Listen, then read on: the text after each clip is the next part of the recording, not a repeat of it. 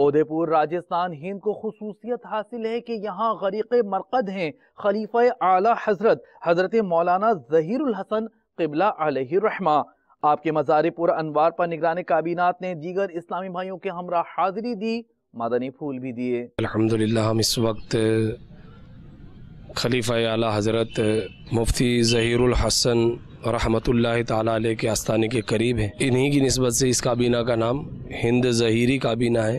آئیے ہم ان کے مزار پر انوار پر حاضری دیتے ہیں اور دعوت اسلامی کی ترقی کے لیے، دعوت اسلامی کے مدنی ماحول کے لیے اور امیر اہل سنت دامت برکاتہم العالیہ کی صحت یابی، عمر درازی کی برکت کی دعا مانگتے ہیں، اور دعوت اسلامی سے وابستگان بالخصوص ہماری مرکزی مجلس شورا کے لیے بھی دعائے خیر کرتے ہیں۔